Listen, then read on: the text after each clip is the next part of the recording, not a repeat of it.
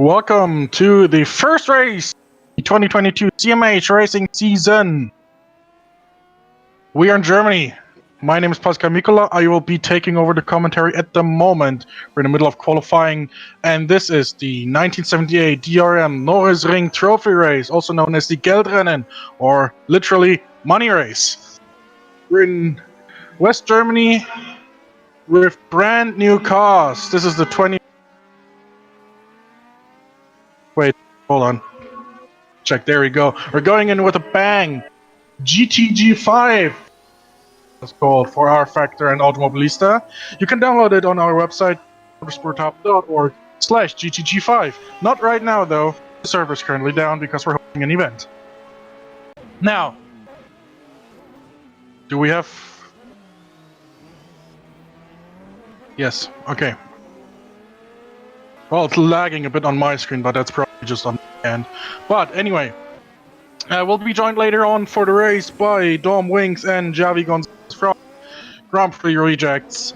First of all, we welcome Grand Prix Reject with open arms into the CMH family, and I'm pretty sure they also receive us very kindly into their family as we watch Matthew Cipognoni on his attempt to get a good position in the number 53, the Escort Turbo.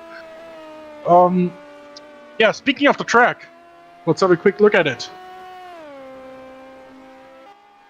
The Norisring, 2.3 kilometers in length, 62 laps, 6 corners, top speeds of up to 270 kilometers an hour if you're in a Porsche 935, as there's Matthew Cipognoni having a little bit of a spin. Unfortunate. Yes, 4 key points on this track, and we can have a look at that with an onboard lap in just a second.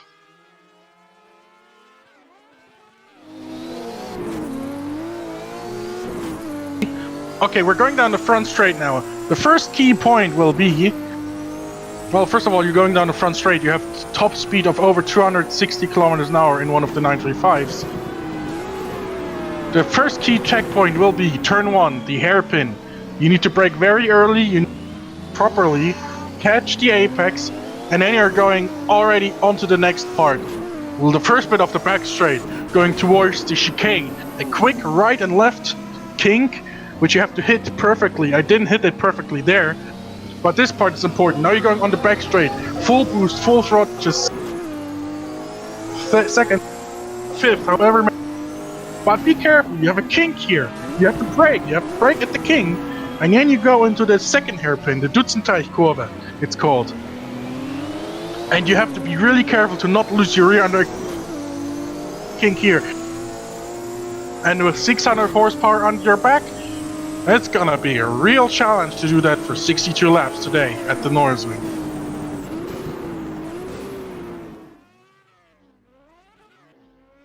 And I just got word that I'm slightly cutting off, but I'll quickly solve that by just plugging myself back in. Here we go. Okay. We got about 7 minutes left of this session. There are 10 cars on the server. Few new drivers here at CMH for the first time. We're watching one right now, Gabriel Stehr from Germany in the BMW. I'm still cutting out, aren't I?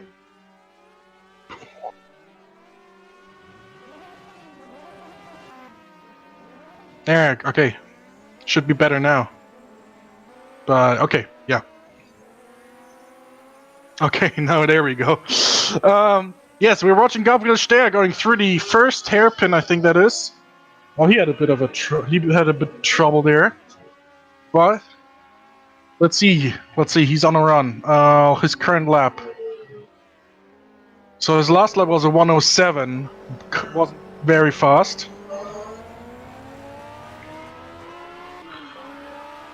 So he's currently looking pretty alright. He's currently in position 5 on the qualifying table.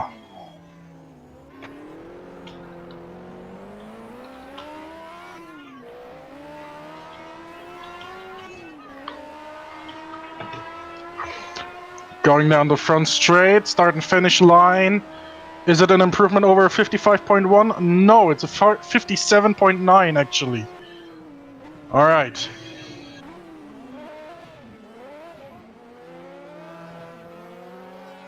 And I just got corrected. It's actually P6 he's in. Yes, my bad. So the current qualifying order is as follows. As you can see on the left, our visual look hasn't changed much, but it will change a bit as we go through the year.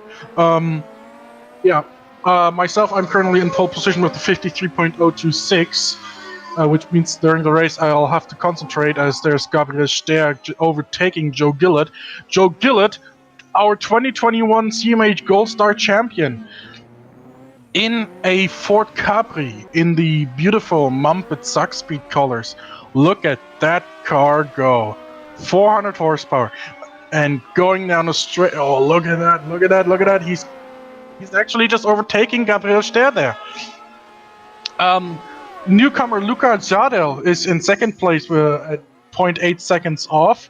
Christian Doge, I don't know how you pronounce it, Doge, is in third place with a Porsche 935. And then we already go into the Division 2s. Two cars. Martin Bayer, who's also a newcomer. We got a few new drivers from Germany. I think it just makes sense that we're doing a German touring car race at the very first time. In a BMW 2002, I think he is in. Yes, he is. Then we have Matthew Cibagnoni in the Ford Escort RS with a 54.9 currently as his best time. Then we have Gabriel Ster, as I already mentioned. Another newcomer, Ricardo Mendes, from, actually, not Germany, Portugal. Matthew Oboyski is in the Porsche 935 Moby Dick. That's a Division 1 car, but he's currently struggling hard to get that thing up to speed. He really has to work hard for this one. Then we have Steve Velocity in another Ford Escort Turbo. Joe Gillett, whom we're watching right now, our defending champion. Anderson Bernardino and Filippo Marazzi in the 5th, I think it is, Porsche 935. He is leaving the pits right now.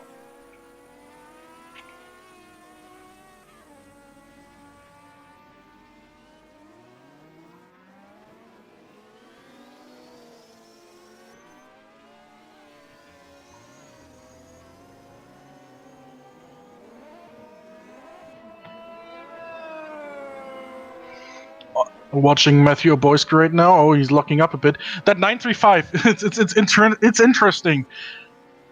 Looking at that car. Oh, he just hit the wall a bit. Oh, careful. You got 800 horsepower, my friend. That car, it's very interesting to see. Let's go on board with him probably and see a little bit more of how that car actually looks. Let's have a look around that car. Oh, he just hopped onto the curb a bit. That car is built for Le Mans mainly, or for the long endurance races. Let's have a look around it. Around the rear, probably the tail section, if possible. Very long, very sweeping car, very much aerodynamics, like minimal drag, possibly, to try and get the thing up to speed as much as possible. And of course, with a massive engine, 750 horsepower, no problem. This car isn't made for this track. There are some mad lads who actually get to wheel this thing around this track at fairly reasonable pace, but generally at this track, at a track that's this slim, this twisty, you don't even really want a 935. But really, that's all you have in Division 1 anyway. Unless you want to go for the McLaren BMW, which won't help you if you're the poor bastard that drives that thing. No, but now for real. Matthew Oboyski putting down a lap, and he's actually just behind Matthew Cibagnoni. He just did a 55.1. Now, remember, this is a multi-class race. We have two divisions. Division 1, which is over 2 liters engine displacement. Division 2, which is under 2 liters displacement. So regardless, Matthew Oboyski is currently, that's a spinner. That's Ricardo Mendes in the BMW 320. Yeah, spin there. Yeah, Oboisky, regardless, will start at the tail end of the Division 1 field. And Matt, we just got a beautiful look at your hood. Oh, looks like Mendes may have a flat tire or his engine is smoking. Either one of those it is. Now, anyway. Oh, it looks like his engine is overheating. Well, these cars run at qualifying boost right now. They are very much at full bore. We won't see that kind of power during the race. But, yeah, now I think you can afford to have the car smoke a bit. As we're talking now, qualifying is about to be over, 10 seconds left.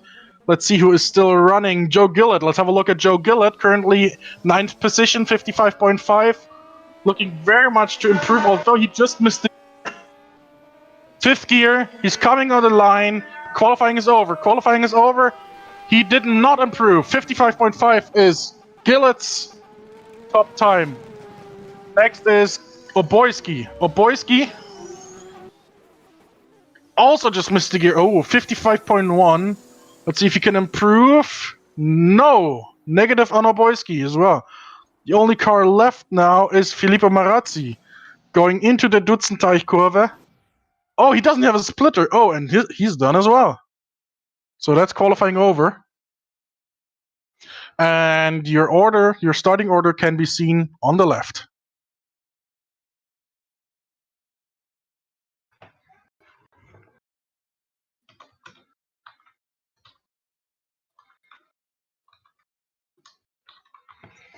Now that qualifying's over, we'll be back in just a few minutes. Let's hope we have some commercials on the queue.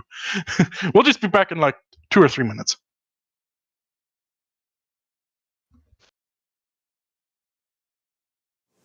No doubt about it, there's something going on. No other feeling even holds a candle. Hey out there, Dad.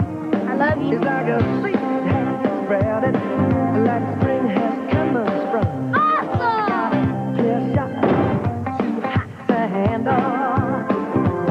It has been so long since I felt like I belong. At last I know that moment has come.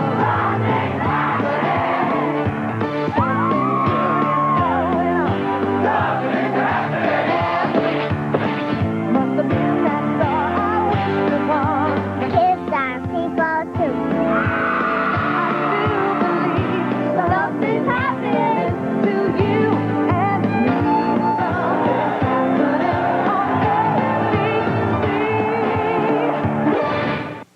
ABC. It's a battle between two of the top teams in the American League as Minnesota takes on the New York Yankees, or the Los Angeles Dodgers meet St. Louis on ABC's Monday Night Baseball. First time I saw him, he was a dirty-faced little kid wearing a baseball cap.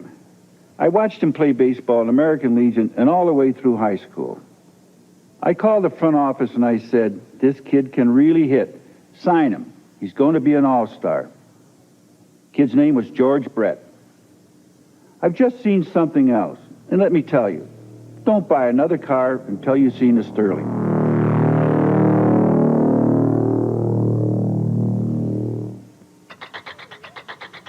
Hour hand, minute hand, second hand, sweet. Time is of the essence, gotta pick it up a beat. Because time is money and money is time. The one that does it faster is the one that we buy. High gear, full tilt, gotta get it done. Quick, quick, quick, bite fast food, eat it on the run. Rush job, turn around, speed is now the key. Tell them that you want it ASAP. Get it in an instant, punch and run. Out by 5, 4, 3, 2, 1. We live in an instant world. Why not make an instant fortune? Play Fortune Instant Lottery. You could win a quick million.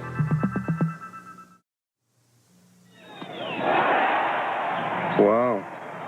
All this work's making me really hungry. McDonald's introduces Super Summer Sizes.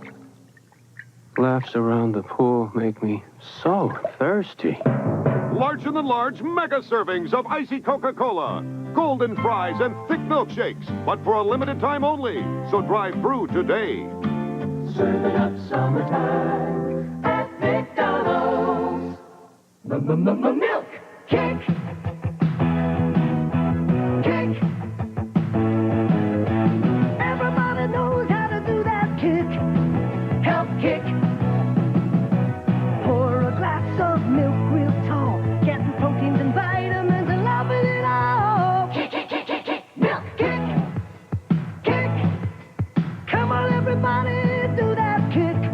America's favorite health kick milk. Bill Cosby on Great Film Developing. This is my dog. We lost Best of Show at a big dog show. That was a sad night. He was very upset. I took some pictures, remember? Huh?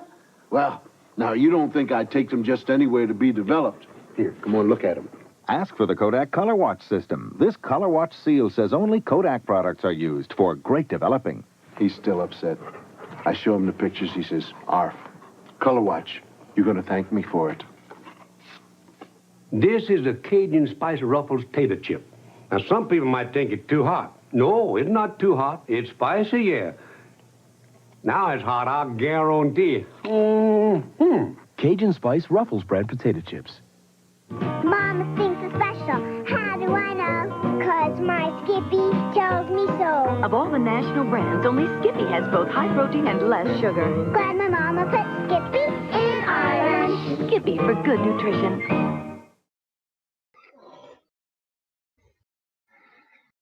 Back at the Norisring for the first race of the 2022 CMH season, the 1978 DRM Norisring Geldrennen. The drivers have just gone through their briefing. The important bits are, well, how the recon procedure works, how about pit lane, about how the engine, how the start procedure works, basically. Now we're just waiting for the race to actually go on the way. Drivers will now be getting into their cars, strapping themselves in. Some may have a little bit of a toilet break just now, but either way, in 30 seconds, well, we just hear the first engine running. Not sure who it is, actually. Of all people, it's Matthew Cipagnoni. Oh, well. Anyway. I just lost my train of thought. Nice. Anyway, yeah. So Matt is already in his car, but it won't help him much because we are now about to go to the next session. Attention, start your engine. 30 seconds to start.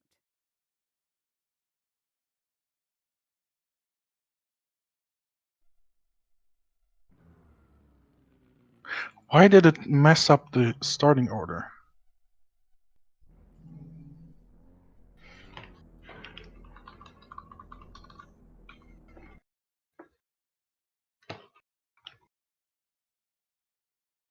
Oh, no, it didn't. Never mind.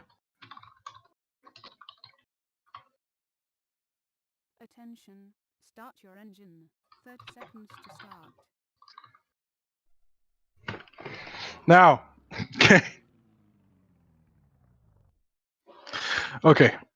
We're about to go racing, boys.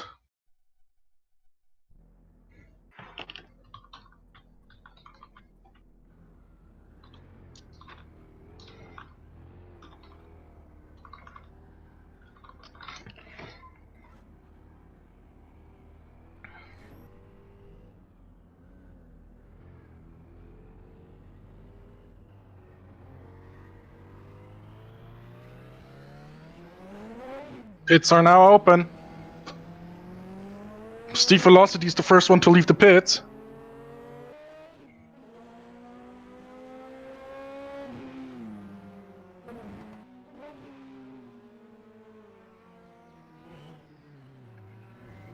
Marazzi's out of the pits. Mendes is out of the pits. Everyone else is still waiting a bit. Just hear the turbo flutter in the background.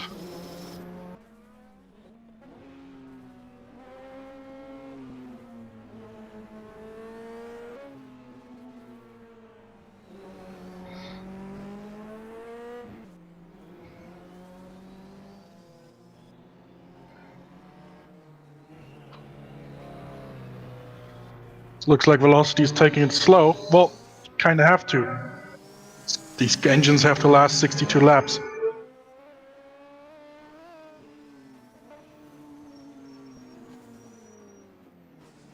So he's coming around. Number 92, followed closely by Marazzi. Marazzi is going through the pits, I think. He is going for another lap, or he's going to the pits.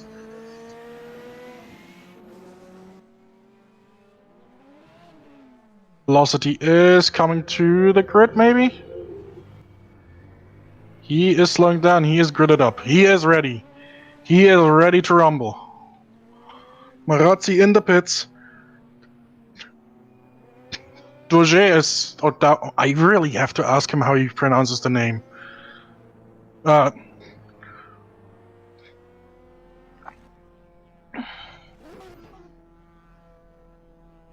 He's on the grid. Third place for him. Martin Bayer is coming through the chicane in the 2002. Look at the 2002. That's one thing.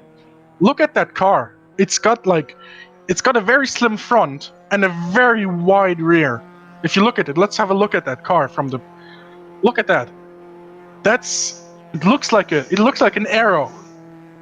I'm always amazed by how it looks because then again, you have to wide tires. The wide tires, you need to have fenders over the tires. So obviously, you widen the car. But that's something that's incredible. But yeah, BMW 2002 Turbo thing somehow works, and Martin Bayer's driving it in his first CMH race. So good luck to him.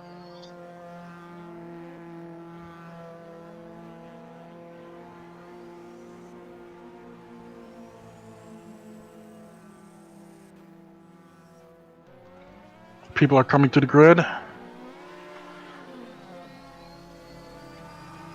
There's only 1 minute and 40 seconds left until the pits close, so I'm just gonna take the liberty and stall my engine. No, I'll leave the pits now as well. My 935. 62 laps, as I said, with a flying start. This is gonna be interesting. So let's see how this goes.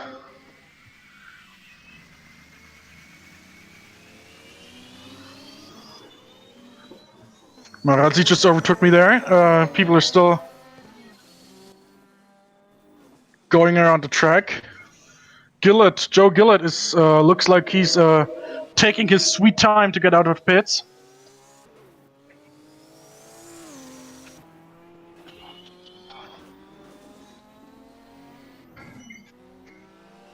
"50 seconds left until the pits are closed, and then we have 2 minutes to get everyone on the grid." Looks like Gillett maybe he's now coming out of the pits, is he?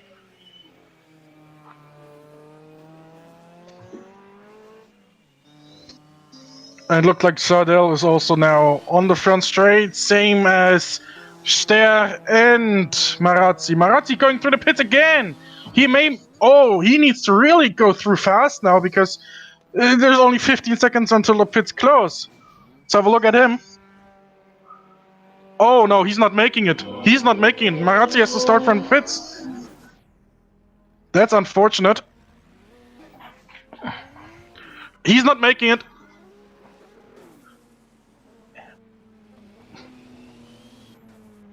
I think he made it. What happened with Matthew Oborski is what I'm wondering right now, because he just left.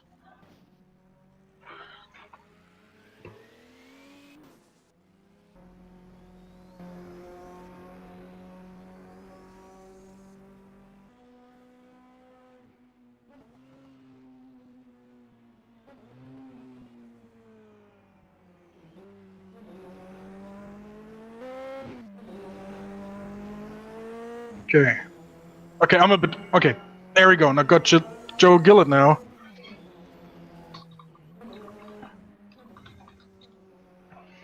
Coming in here, 9th place, past champion of this Open Series. And gentlemen, it's the first time this year, but it won't be the last. Start your engines. I'll be muting myself for the major part of this race because I'll be concentrating on driving. So you'll have a great view, whatever you want to call it, of these cars for the first time. Really really going at it for 62 laps here at the Norisring. Formation lap about to start.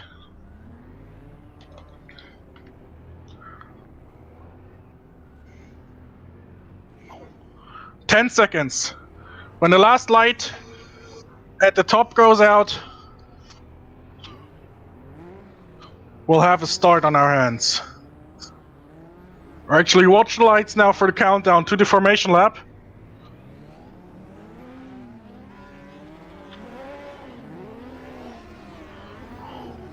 And the formation lap is underway. Bit of trouble getting away there. But it looks like we're all away safely, mostly. Let's hope everything gets done well. Let's have a look through the starting order through today's race. Yours truly, Pascal Mikola on pole with the Porsche 935. Lucas Sadel sharing the front row in a Porsche 935. Christian Dauger, I need to ask him how it's pronounced. Third place, after Matthew Oboyski unfortunately dropped out. We'll have to ask him how that happened. Maybe we can get him in the booth, I hope, in a 935. And rounding out the top of the Division 1, Filippo Marazzi, fourth place in a 935.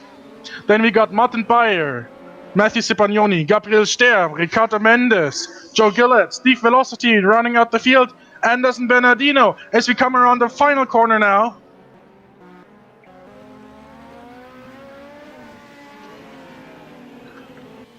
And await the start of the 1978 Norisring Geldrennen. 3, 2, 1, go!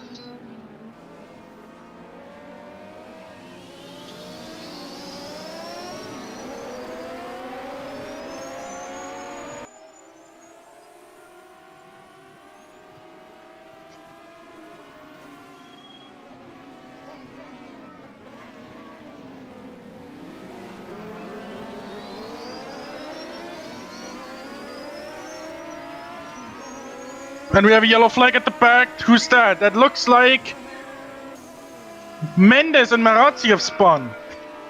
Okay, but now lap 1 is over. Lap 1 led by Luca Sadel in a 935 in Division 1. Division 2, the leader of Division 2 is Matthew Cipagnoni in the Ford Escort. And they're very close to the 935 field.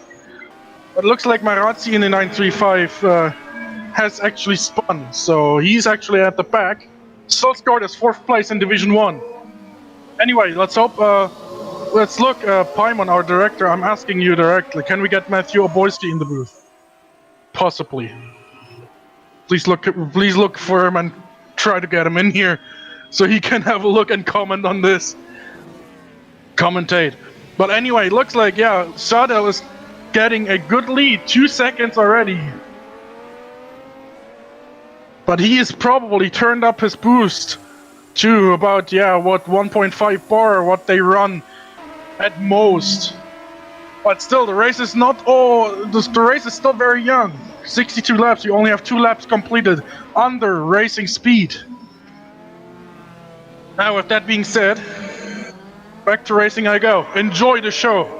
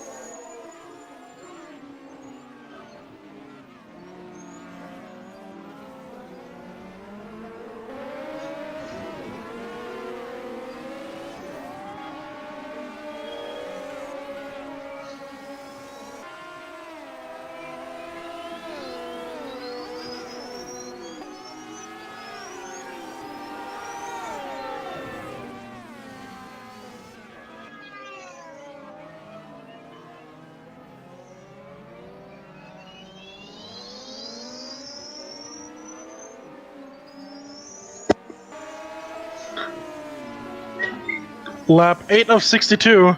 I don't know if you can... Yeah, I think you can actually hear me right now. It looks like... Okay, Lucas Sardel is still building his lead. He's now 3 seconds ahead of Christian Dorga. I actually had a bit of a half spin. I don't know if you saw that on your screen, but I fell back down to 3rd place.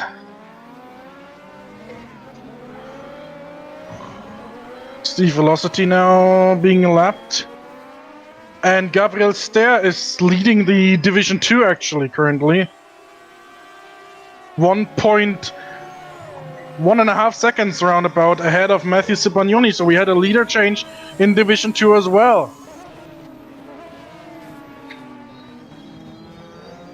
Filippo Marazzi is still fighting with the Division 2s. He is currently 20 seconds behind the lead. So, but the good thing is he is, well, he's basically in a safe 4th place in Division 1, so the only thing that could prevent him from getting a good points haul for this Masters Trophy, as it is called this year in CMH, the only thing that could prevent him would be an engine failure, an early engine failure. Let's not hope for that.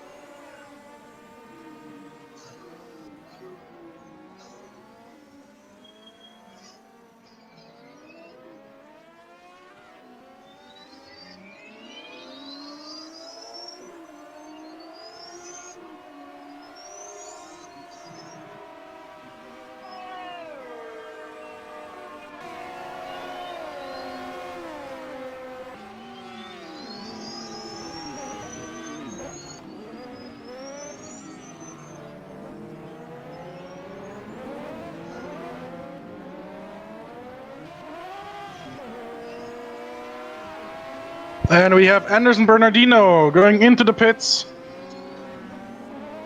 I don't know if he just stopped. No, he's still going, but he is going for a repair stop of some kind. Let's have a look at him, what he's doing, and where he will come out.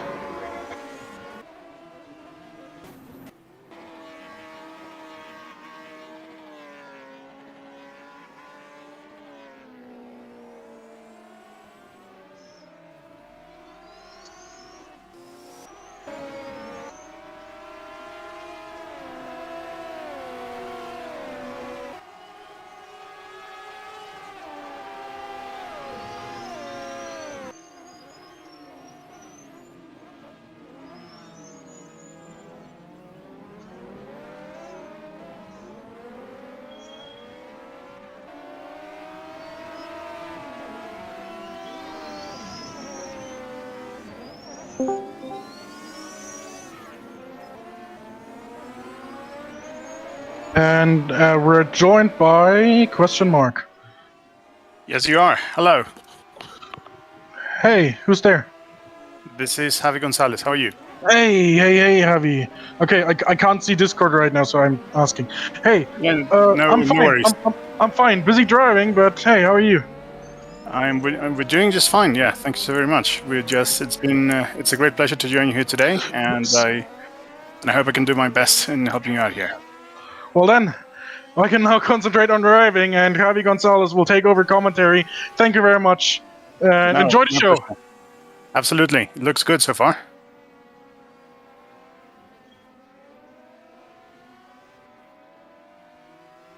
Hey, it looks like I'm taking over then. So yes, well, just to update you a little bit, because you missed the first 14 laps, Lucas Sadel is leading the Division 1 class in the 935, ahead of myself in the 935 and Christian Dauger in the 935. So it should be fairly easy to distinguish between us. Gabriel Stehr from Germany is leading Division 2, right in front of Joe Gillett. Joe Gillett being the 2021 CMH All-Star champion, and ahead of Matthew Sibagnoni. And that's just about it, man. Anderson Bernardino in Division 2 is still in the pits, so wonder what he's up to. But yeah, that's about it for now, and we're on lap 15 out of 62. Very well, I'll try my best to keep up from here on out then. So, right here we're on board what I think is Joe Gillett. Yes, he's in the Mampei Ford Capri. So far, it looks like this race is very close between the two of them. There's pretty much nothing between them. 0.8 at the last interval.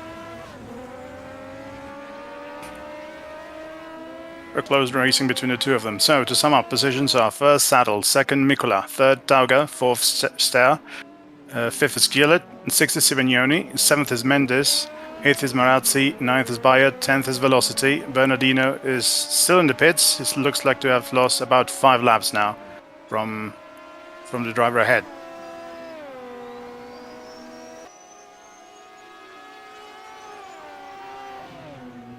So could you please take a look at the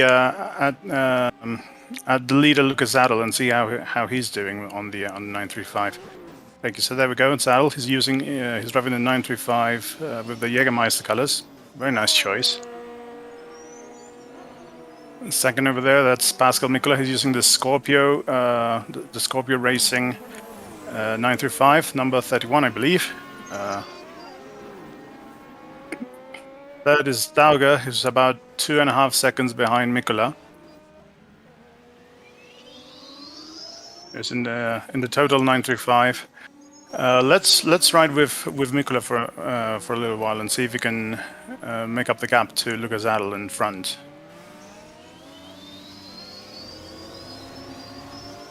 Bit of a drift there, but all under control, so no worries there, no issues.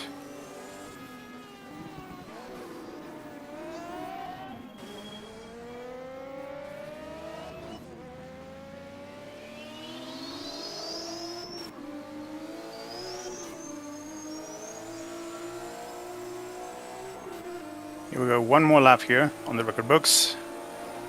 Peter Zadel has gained half a second in this here lap and flashing the lights just to Velocity to make him get out of the way. Let's see if he can comply. A bit of a spin there, so not so much in that regard, but doesn't seem to have caused too much of a time loss for Mikula.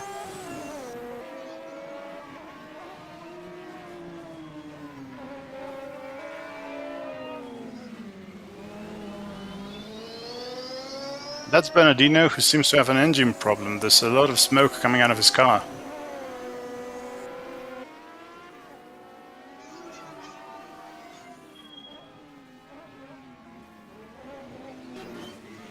We go into the hairpin and back into the back straight again.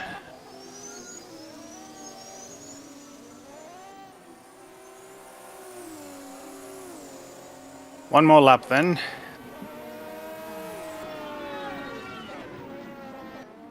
Pretty evenly matched, these two, although it's also fairly significant that Mikula has achieved a higher top speed than Lucas Adel has at this point by about 7 kilometers per hour.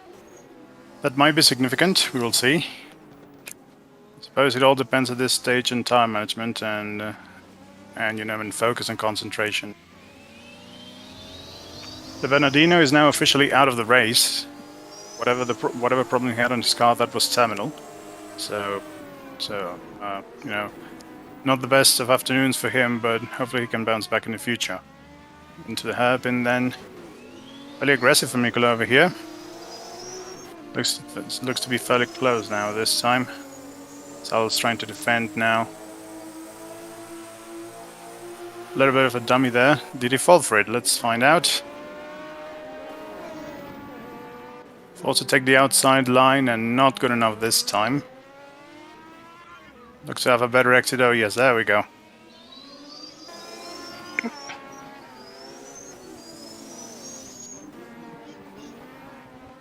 He's trying to compromise Lucas Haddle's line. Let's see if he's managed to do it not this time, no, but it's getting close now. So Marazzi and Bayer ahead. They also seem to have an almighty battle of their own here, but it's the leaders that are coming up to them, so...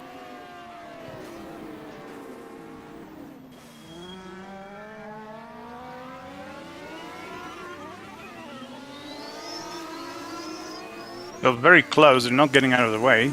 So, there we go. Bayer's getting out of the way. Let's see if Marazzi complies shortly. Here's Mikola trying to make, you know, take some advantage out of the whole situation. Marazzi gets out of the way. He's on a 935. Saddle's gone a little bit wide. Let's see if this has compromised his position. Might have a better exit. The earliest better positioning coming into the next corner. Side by side now. And oof, good move by Mikola. Takes the lead now on the number 31 Scorpion. Nice move over there. So new leader here on it's Pascal Mikola now ahead of Lucas Adel. Dauger is third. He's about 6 seconds back on the last intermediate. Adel's trying to fight back, but it doesn't seem to have it in him at this point. I'm not entirely sure. Let's look at the rest for now. This is Bayer, who is in 9th position, just behind Filippo Marazzi. He's being also lapped now by Dauger. Bayer seems to have fallen a little bit behind Marazzi, who's also seemed to be making a mistake, making lots of lockups at this point. That's not going to be very good to your tire life, Filippo, but I mean, it's about finishing at this point, I suppose. By once again letting Dauger pass, and Marazzi's got it all sorts of wrong in the corner, has locked up and gone a little bit long, but he's keeping the position for now, although the car doesn't seem to be in perfect health.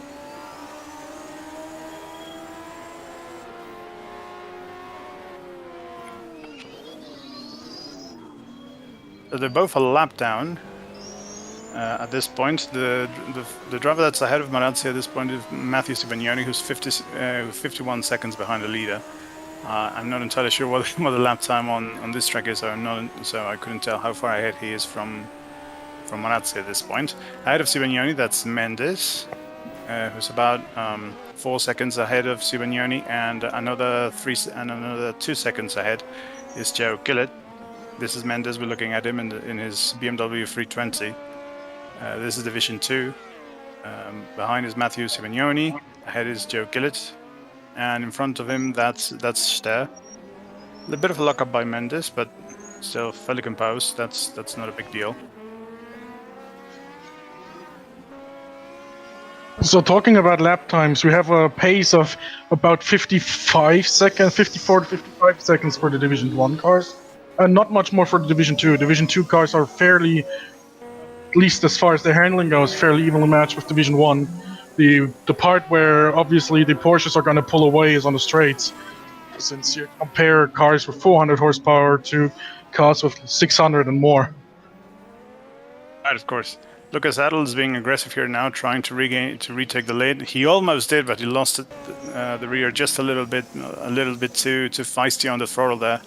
So a good move, nonetheless. He's very close to Pascal Mikola still, so I suppose he's going to be looking to attack a little bit more. This has caused Dauger to close up on these two. He's now only just 2 seconds behind, and maybe he can join in the fight and give us a little bit of entertainment. Now here's Saddle, a very conservative exit out of the hairpin, although it seems to be working well. A very different approach from what the other 935s are doing currently. At this point, it seems to be like the difference has stabilized between them and the Division 2 cars. A bit of a light flash over there, I believe it was from Saddle, trying to get Matthew Sibagnoni out of the way, who complies. Saddle seems to have a bit of a better exit than Mikla here, but they're side by side now, although next corner is to the right, so Mikla should be able to defend easily. Bit aggressive from Saddle over there, but he's trying to commit. Very nicely done between these two. Good awareness from the pair of them. Well, we are here on board from Dauger's car, who has obviously, gained the most out of this fight that's developing between these two. Saddle bumped a little bit the wall there, although that shouldn't cause anything. Although that has cost him a little bit of time, which means he's now behind Dauger. And a bit feisty once again with the throttle, and had a bit of the kick the tail a little bit on the acceleration out of the corner there, so he's lost a bunch of time now. He's about 3 seconds now behind Mikkola. Although I'm pretty sure that, as we've seen, he's more than competent enough to hold the lead, so I'm pretty sure this won't be the last we'll be seeing him from now on. Let's take a look at Dauger and see how he's doing, if he's managed to, now that Mikkola is on his own, he's managed to, cut back on the gap, which last interval was 1.4 seconds. Very good race this one, between these cars. Looks, seems to be great fun that these guys are having over here. Steve Velocity once again being lapped. It's a bit of a shame from him, but I'm pretty sure the car has to have some sort of problem at this stage. They're now 0.8 seconds at the last interval as we cross the finish line. Let's see if you can see 0.7 now. He's gaining a little bit on the straight, no doubt a slipstream compared to Pascal Mikkola, our leader of the race. We go hairpin, left turn, and acceleration now. Very composed on the exit. Very nicely done here.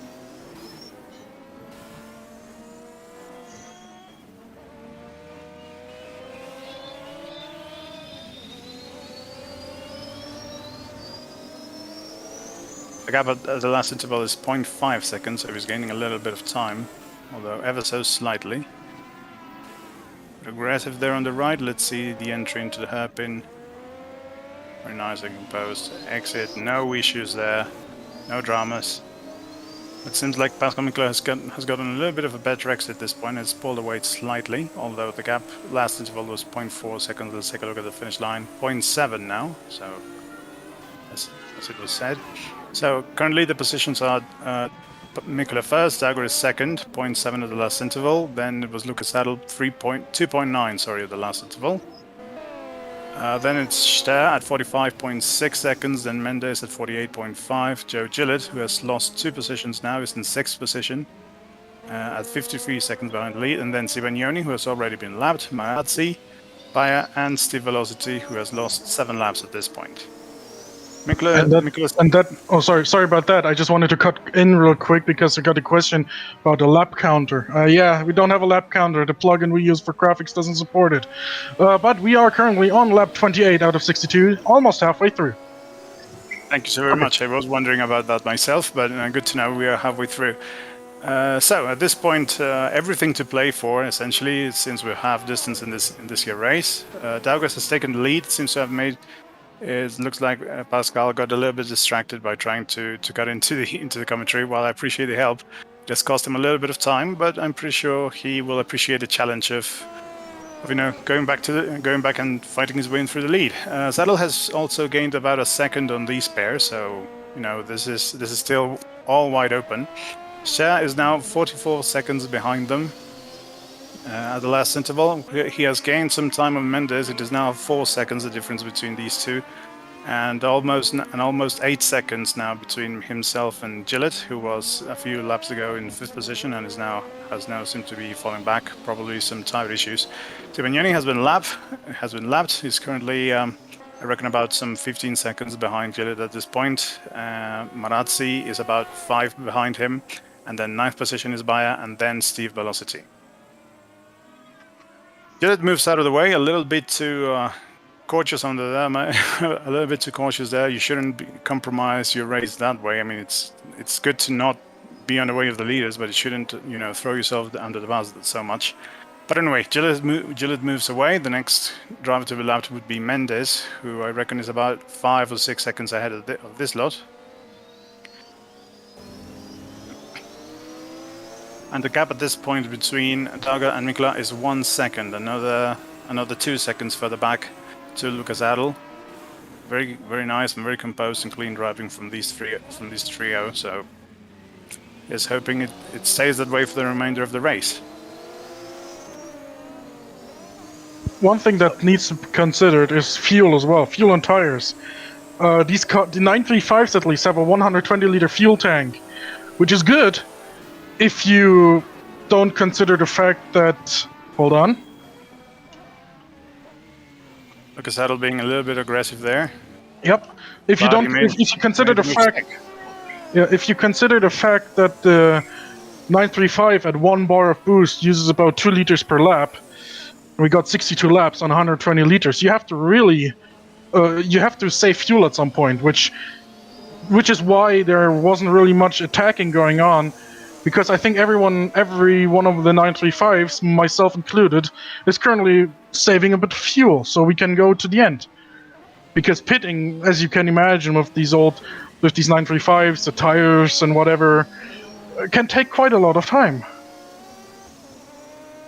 Absolutely. So I suppose we will have to see at some point these guys trying to save fuel and fight for the lead at some point. I'm not entirely sure I'm sold on him conserving fuel at this point, not with this sort of fighting going on, but who knows? Maybe we will see how it pans out towards the end. Lucas Adel has a distinct racing line going along the hairpin, so he really hugs the inside curb and then hammers it as soon as it's through. He sort of does that to, I'm sure, to avoid wearing the right rear tires every time he goes out. Although that exuberance will surely have cost whatever he might have gained doing that. But it's still very interesting. It's a very different line compared to what everybody else is doing. But he can keep up just as easily as the other guys. So there's no denying results there. Oh, we got a spinner on the front. No, that's an engine failure. That's an engine failure there by Mendes. That's one BMW M12 engine gone. Indeed, that is so. So that's the BMW of Mendes out of the race. It means Joe Gillett is now up into 5th. Matthew Sibagnoni, I'm pretty sure, will move up into 7th position shortly. Also, Filippo Marazzi is now going to take 8th position, and Bayer is going to take 9th. Steve Velocity now 7, almost 8 laps back. He's not going to take that position at this point, but I reckon in about 5 or 6 minutes he will be up into 9th position. Here we are then, Mikula also being a little bit conservative now, back into 3rd place. No doubt trying to keep up with the guys in front. Lucas Adel with his unorthodox but very effective lines out of the hairpins is now in 2nd position, and well in sight, well within the mirrors of Dauga, who is currently the leader of the race. No lack of drama, no lack of excitement in this race. I'm pretty sure Pascal is having a great fun in his car over there, and should anything, amiss happen in front, should any opportunity arise, I'm pretty sure he will be there to take it. So it's going to be Lucas Adel, no doubt, looking for any mistakes that Dauga might make, but very composed driving, very good driving, very clean from these three.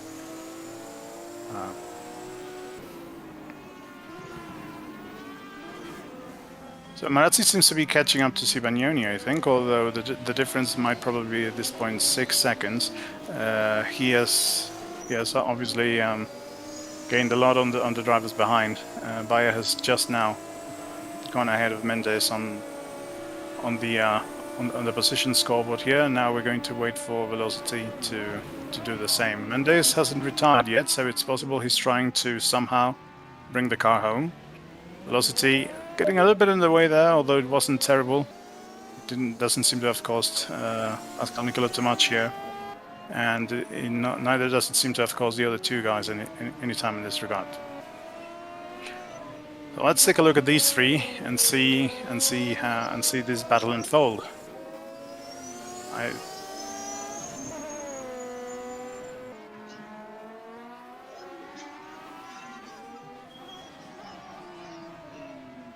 Very nice move there by Pascal, trying and successfully taking the position from Lucas Adel, who was a little bit tentative on the inside, and from the outside a very, very nice move, very aggressive, but very effective, and is now up into second position. Saddle's trying to fight back with the slipstream on the front straight, and has taken a position again, no doubt, having a higher level of boost than Pascal here, and goes for a dive bomb over there, that's position, and Pascal has tapped Lucas Saddle over there. Going to wait for him to rejoin him, but although that has given Dauga a significant advantage, he's probably now at least about 10 seconds up the road of all the time that they've lost. As for the interval, the difference is now 6 seconds, so it was a bit unfortunate, but it was an ambitious move by Lucas Adel. It backfired on him, but I mean, applause for trying. It was just a little bit unfortunate that it panned out the way it did. Anyway, now they're coming up to Joe Gillett to lap him for the second time. No, sorry, for the first time. It's just that Dauga has lapped him already. These pair haven't.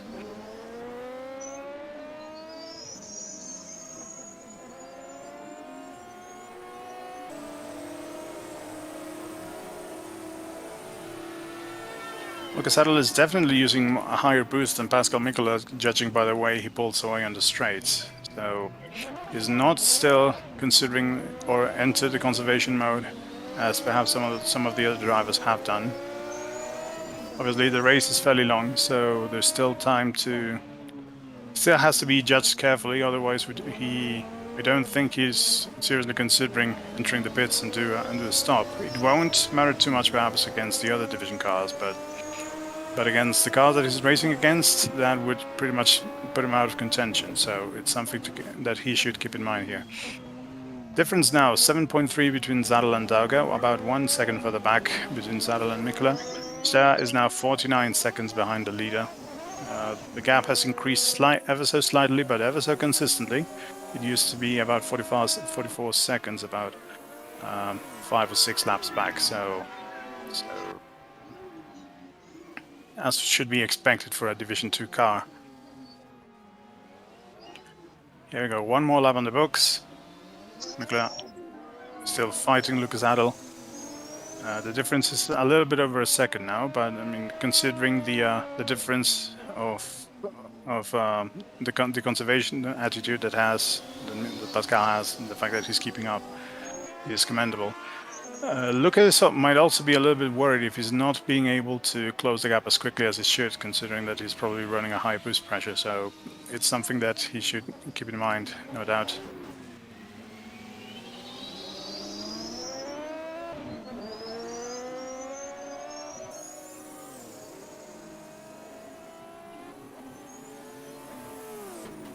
Now on lap 39, the message has been given to Ricardo Mendes, who had the engine failure in the BMW, that he should, if he can't get the car started again, he should retire the car, pull it back, get it pulled back to the pits, because on the front straight there is a yellow flag.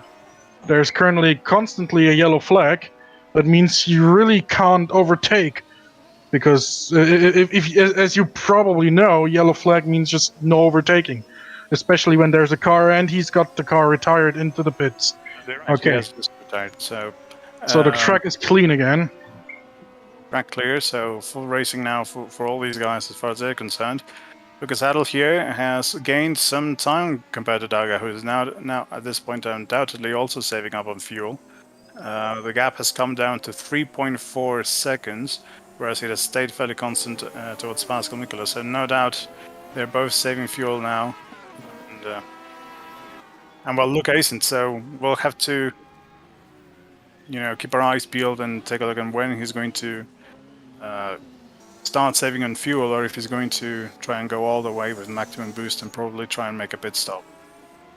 Anyway, Mendes is now retired, which means that at this point Bayer is 8th position. Steve Velocity should be gaining ninth position in about 8 laps. No, he just has 8 point. He's now 8.5 laps behind from compared to the leader.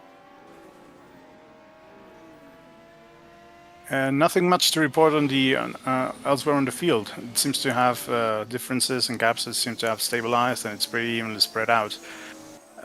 Joe Gillett is now in 5th, or in 2nd in Division 2. Filippo Manazzi is 6th. He's running a 9.35, but he seems to have fallen way down the order. He's about to be lapped twice at this rate. 7th is Matthew Sibagnoni.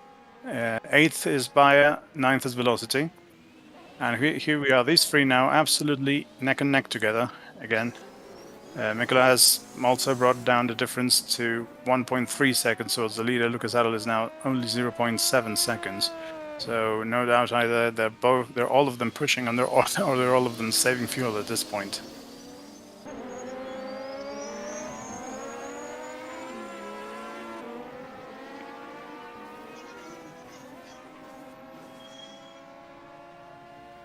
A lock up there by Zauger, but it doesn't seem to have cost him much time. Battle with a tentative exit once again. Seems to be now side by side with Pascal Mikola, who's going to try probably something. Oh, Zadel zigzagging a little bit on the straight there. Almost lost the tail over there, but managed to keep it composed. Dauger is giving up the positions, is not fighting them, at least not particularly strongly. And now Pascal Mikola now leads. Lucas Zadel is 2nd, trying to attack Mikola now. Dauger is falling back to 3rd, no doubt saving fuel at this point. And Zadel takes the lead. Very feisty, very aggressive drive from the Slovene. Something that some of those who have raced against him know him well for, but he's always this side of clean, so no complaints from any of us. He's probably no doubt going to try and extend his lead as much as he can before he starts saving on fuel, if that is indeed what he plans to do.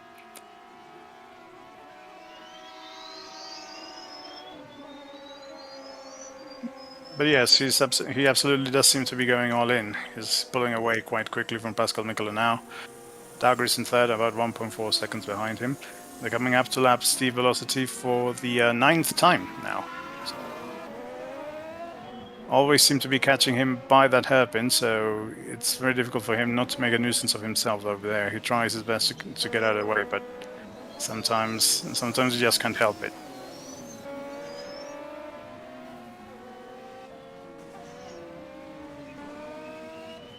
Look at that, leads. Mikola 2nd, Dauger 3rd, which was the situation pretty much when I joined here, this race.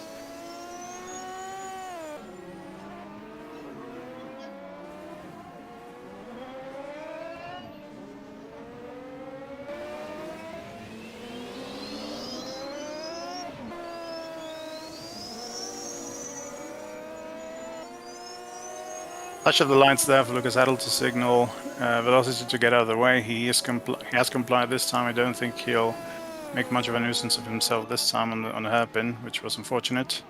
Which was fortunate, rather. I mean, oh, never mind. He has just got in the way of Dauger and has cost him a little bit of time just as he hogs the racing line on the exit. So it was a little bit unfortunate, not particularly. I'm pretty sure Dauger may not necessarily be particularly pleased by that, but it didn't cost him too much time, so he can. Oh wait, he just a little bit overzealous with the throttle there as he exited the corner and just about saved it before he managed to touch the wall. But he has lost some time now. He's now about 2 seconds behind the battle for the lead, where Pascal Mikola tries to take another move down Lucas Adel, and I think he has made it stick. The side by side at this point. And with everything to play for in the on the hairpin at the end of the straight, Lucas Adel rode unfortunately the wall a little bit there, and that killed all the momentum that he might have had. So Mikola in the lead again. Very good stuff for this. Joe Gillett made a minor mistake there, locked up his wheels a little bit trying to avoid Lucas Adel, but no worries there from that count. So everything fortunately went well. He's being lapped now, coming up to Matthew Sibagnoni, who I believe has hit the wall trying to get himself out of the way. So that was unfortunate. He did hit the wall. He seems to have some sort of problem, maybe a puncture, maybe a bent suspension. He's no longer driving straight. Very unfortunate It was unfortunate, yes. Yeah, I mean, just signaled to him that I was behind him, not that he should get out of the way immediately. there was. I'd agree. I'd argue that indeed there was no need, but I mean, he probably didn't want to influence the battle for the lead. In worst cases, that he got distracted by my headlights flashing and then just missed the braking point. In that case, I can only apologize. That wasn't my intention to send him into the wall like that. That was unfortunate, and he does seem to have some damage as he has now driven into the pits. He probably is going to take the opportunity to change tires, and if he has some suspension damage, maybe try and see if he can mend it, although it's doubtful. In any case, the back markers are generally jumping at the opportunity to get out of the way, so clean driving on that front for the leaders over here. Mikola in front, Lucas Adel, feisty as ever. Here he comes, trying to probably take a move. It was a little bit too far back to make it stick, so that wasn't that was not on at this point. But I'm pretty sure he'll try to come back. Joe Gillett hanging on commendedly to these cars over here, just in front of Darga, who is probably going to lap him now. He's also on the slipstream now, so I'm pretty confident he'll attempt something by this upcoming hairpin.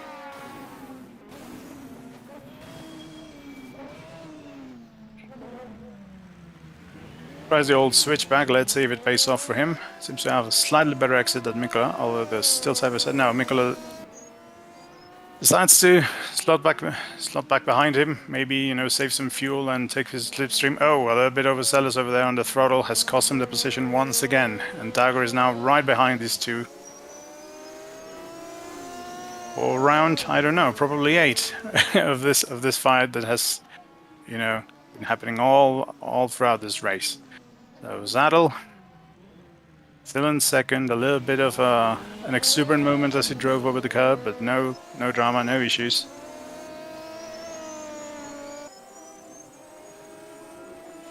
Saddle's lost it. Big one! That was big. Saddle's definitely out of the race, but Dauga may be able to continue. Daugam will have to dive into the pits. He has a puncture at the very least. He probably has a bent suspension as well. Dauga has lost a wheel and he's also out of this race. He'll probably try and reach the pits and see if he can fix it, but I don't think he'll be able to do so. Zadel was a little bit exuberant on the throttle on the exit of the corner, and he had a tank slap. I couldn't correct it and went straight onto the wall on the left side, and that bounced him right back into the path of Dauga. Now, the problem is that he was on the slipstream, and as he tried to get out of Pascal Mikola's slipstream, he simply had too much throttle, too much exuberance there, and he just lost it. He lost it, and he crashed straight into the barrier over there, and bounced right into Dauga's path. So that was unfortunate, and nothing Dauga could have done. It was also unfortunate for Lucas Adel, who was driving a very, very good race. Now this, we regret to say. There's still a wheel on the track. Still the wheel on the track in turn 1. Yeah, that's probably Dauga's wheel. He's trying to reach the pits. He's lost a lot of time. Obviously, he's driving at 3 wheels right now. He probably doesn't know that he lost it. He probably only knows that he thinks that he has a puncture, but there's no wheel there in the fender. So yeah, I don't think he'll be able to fix that. Which this means that at this point, Joe Gillett is third, and probably before long he's going to be up into second position. Stair is also in the pits. Stair's in the pits.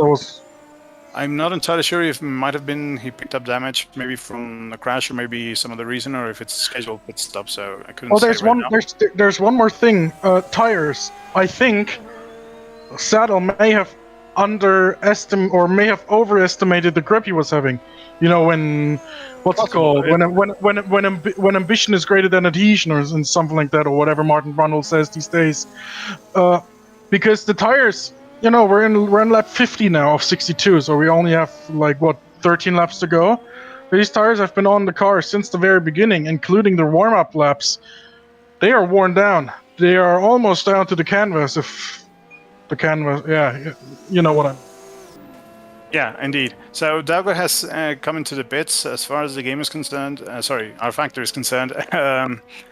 It seems to have fixed it, although he's still not out. It's probably going to be a very, very lengthy repair.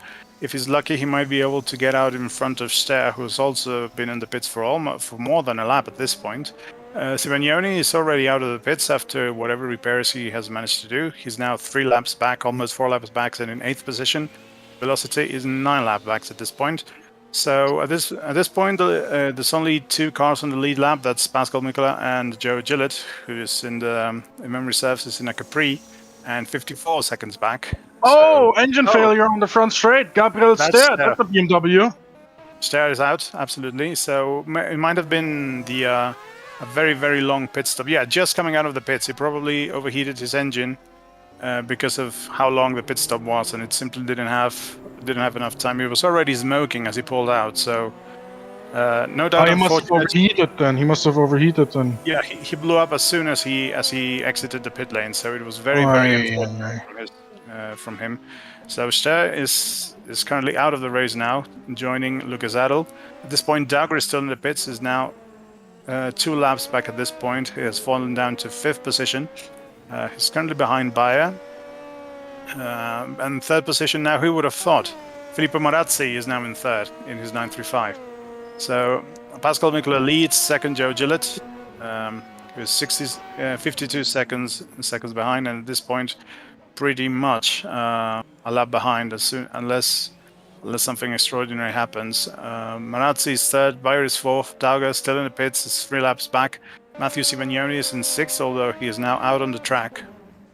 And Steve Velocity, who's going to take 7th position after the retirements of both Ster and Saddle, who have also retired, Mendes and Anderson Bernardino. So, okay, regrettably, not much more to say at this point, I believe. Marazzi is about to be lapped by Joe Gillett now. He's currently running in 2nd and still in the lead lap, despite being in a Division 2 car.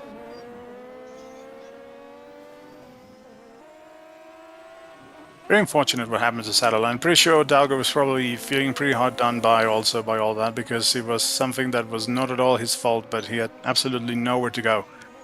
So pretty unfortunate from the pair of them, but at least I can look back at a good afternoon of hard racing. So no doubt something that will be discussed after the race is over. Definitely, and the good thing is he's classified as 3rd place anyway in Division 1, so he's getting 15 very valuable points towards this Masters Trophy.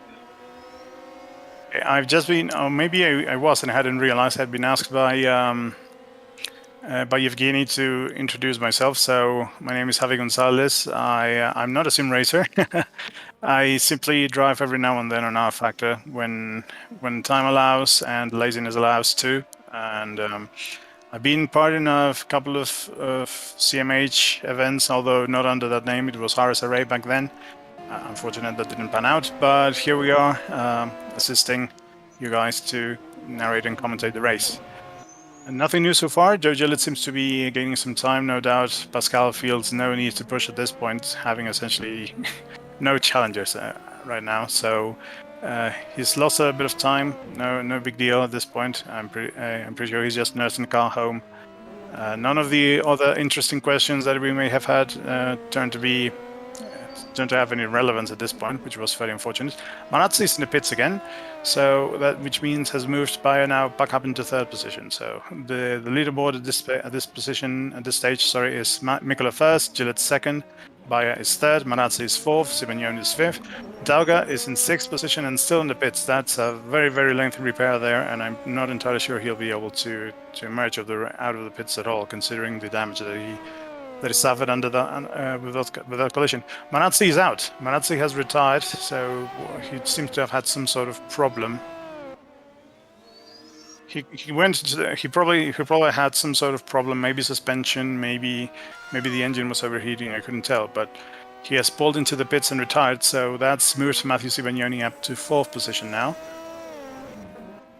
and Dauger, unless he manages to pull out of the pits, is going to stay in 6th position. Seeing as he hasn't been lapping for almost 7 laps now.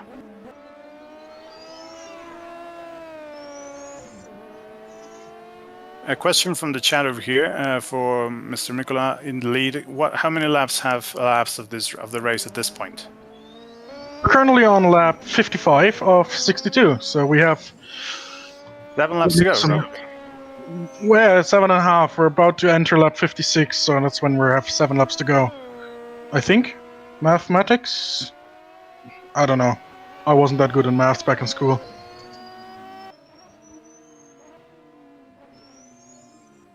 So that's it. About maybe 7, maybe 6 laps to go. 7 and change, maybe 6 and change laps to go.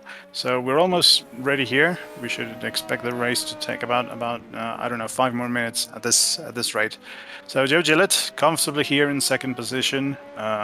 No drama in the race. The others have thrown themselves out of contention, and very calm, very composed driving. So no drama, no issues from him in that regard.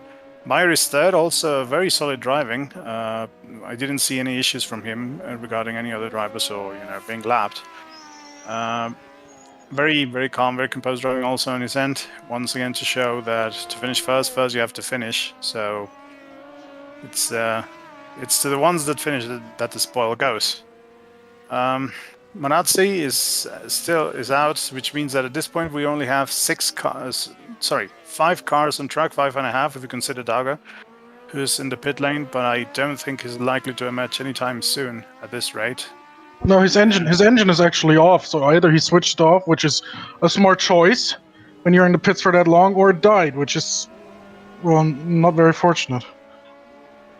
He's not flagged as retired yet, which means that he's probably either the service has taken really this long, and he has switched the engine off in hopes of saving it from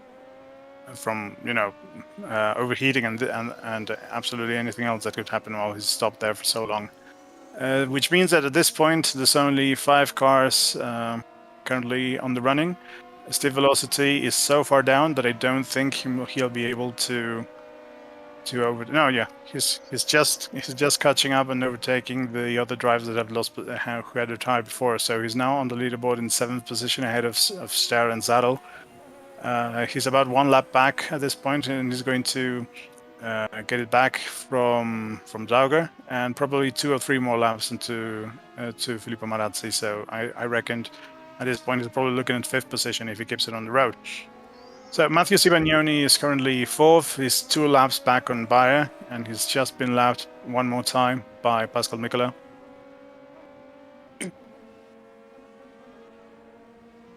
So yeah, I reckon this is how the race will end. There's no other cars are near each other, so it was a very fun and very entertaining race while it lasted. Regrettably, it ended like this, but I mean, it happened. So.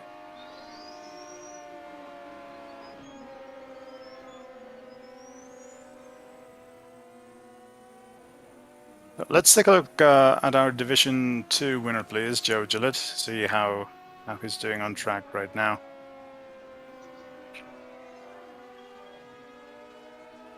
I reckon he has just lapped Bayer for what I reckon is the 2nd time, so very, very nice and very clean driving from him.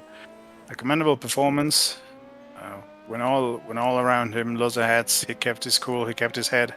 And through it all has emerged unscathed from all the chaos that has happened today. So a good day at the office for him. Same for the leader of a race, Pascal Mikula. And now we just hope for no more drama, I suppose, until the end of the race. Everybody's sort of on their own, so I don't expect any unforced errors at this rate, so at this stage rather. So. Dauger is now down into 7th. He has been stationary for about 11 laps now, and he's still not moving at all. So probably and unsurprisingly, the damage that he's suffered to his car is terminal. So I reckon it's possible he might try and get a classified finish out of this race. I don't reckon his car is in good enough shape to be driven out on the track. It'd be a hazard to himself and others, so commendable also from him to understand the situation and not put himself and others in harm's way.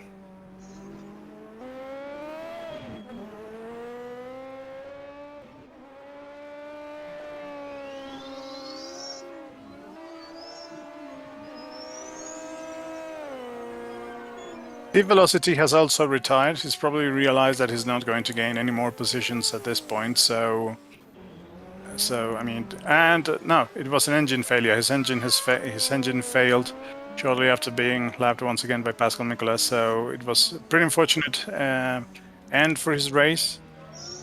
I don't think at this point he stood to gain any more positions in any case, but it's always important and a morale boost to see the checkered flag. So pretty unfortunate from him too. Which means that at this point we only have 4 out of 11 cars on the race currently running. Matteo Sivagnoni is 4th and last, if we don't count Dauga, who is currently 7th and on the pits, and probably in no condition to drive.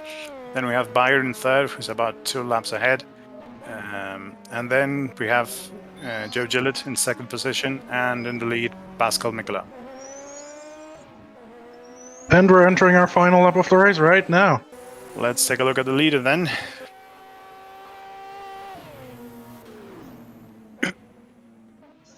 Final lap of the race until here we are in the first corner.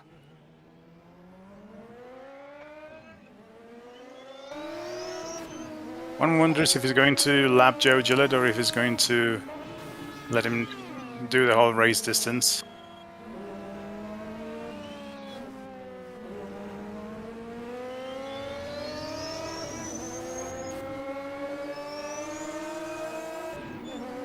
Gillett has moved to the side and to let him through, so I guess that's the question answered. So here we go, Pascal Nicolas on the last corner here now.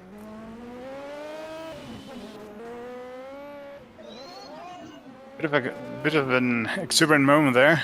He's also given the lap back to Gillett. Okay, so there's a bit of a disagreement there. Anyway, here we go. He wins the race. So congratulations to our race winner. Joe Gillett has finished 2nd, 1 lap back. He probably didn't want to bother doing 1 more lap, so that's completely understandable from him too. Bayer is going to finish soon now to finish 3rd. There he goes, crossing the line now to be finished 3rd, 2 laps behind the leader, and now Matteo Sivagnoni should be crossing the finish line now at any point to finish 4th. Dauga seems to be out on track, so he probably wants to... He's not flagged as in the pit lane, so he probably wants to finish the final lap of the racing, that as everyone has finished, yeah. He's coming around now. Yeah, there he's he out is. on three wheels, but he's going to take the checkered flag, so congratulations to him and for his patience. And a bit unfortunate that the race panned out the way it did, but still, hats off to him for sticking out to the end.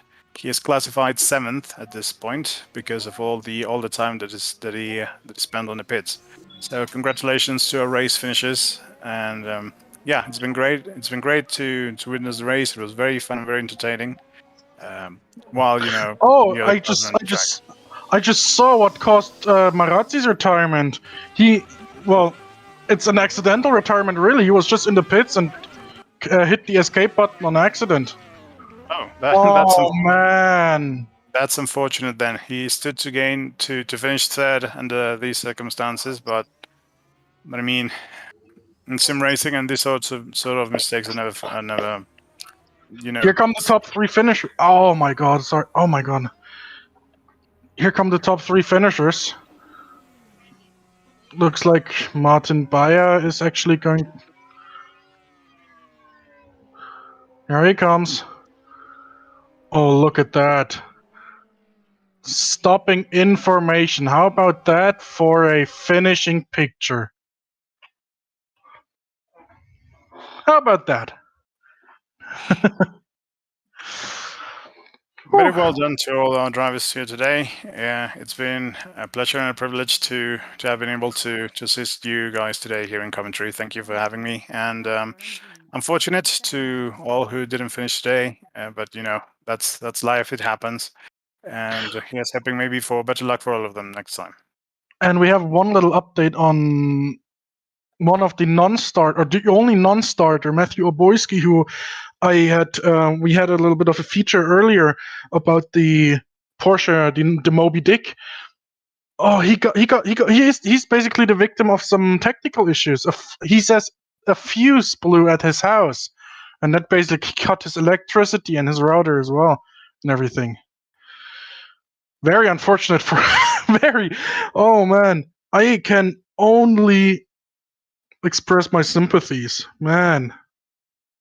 I thought he lost something else in his like internet or something, but when fuse blows, oh man. Anyway, yeah. Whew. I'm exhausted. I'm quite exhausted. No doubt, these cars are very challenging and very difficult to drive. So, in any case, thank you for having me. It's been great fun doing this, and best of luck and congratulations to the winners today. All right, I'll take the congratulations as a Division 1 winner. I'm pretty sure Joe Gillett has. I'm pretty sure Joe Gillett wants to, or Joe Gillett is. He's more than happy with continuing the year or starting the year the way he ended it, with a big fat W. So the results of this race are as follows. For Division 1, I'll actually just have to find the results real quick because it's for Division. There it is. Division 1, your winner being yours truly, Pascal Mikola. Second place in Division 2, Filippo Marazzi, who failed to finish. This car was just retired. Third place in Division 2, Christian Dauger, who actually did finish the race, albeit 13 laps down. Fourth in Division 1, Luca Zadel, who had a very heavy accident, which we saw about 15 laps before the end. For sure, he'll be in the infield care center or whatever we have there in Nuremberg. And finally, yeah, unfortunately, a non-starter, Matthew Oboyski, blew a fuse in his house. Division 2, we have Joe Gillett winning in the Hans Heyer Ford Capri in front of Martin Bayer in the BMW 2002. Matthew Cipagnoni gets a podium finish for the second time at CMH. The first time was his win in the Silverstone 1000 kilometer last year. Then we have Steve Velocity. Unfortunately, well, he scored as a fourth place finisher in Division 2. Unfortunately, with an engine failure, he did not get to see the checkered flag. Then we have Gabriel Ster, also with an engine failure. Ricardo Mendes, also with an engine failure. And rounding out the field after only 11 laps, Anderson Bernardino with, you guessed it, unfortunately an engine failure. With that being done, let's have a quick look at what's coming up soon at CMH in the next few weeks. Our SCCA Trans Am Championship starts 1971. Big American boats. They're a whole lot of fun, I can tell you that. Next week, on the 27th of February, 2022, the Lime Rock 200, live from Lime Rock Park in Connecticut. After that, we have the second round of the SCCA Trans Am Championship, the Briar 150 from Loudon, New Hampshire. No, we're not at the Oval. On March 13th. And then we do some racing in the middle of the week with our BARC Formula Ford Wella for Man National Championship. The first meeting at Croft Circuit near Darlington in Northern England on March 17th. It's a Thursday. If you're interested, come on, join us. The forum link is classicmotorsporttop.boards.net. The website is classicmotorsporttop.org, and the Discord is in, I think it's in the description of the YouTube stream. Thank you very much. And with that being said, for Pascal Mikola, Evgeny Sidorenko, and Javi Gonzalez, it's so long from Nuremberg. Thank you. Goodbye.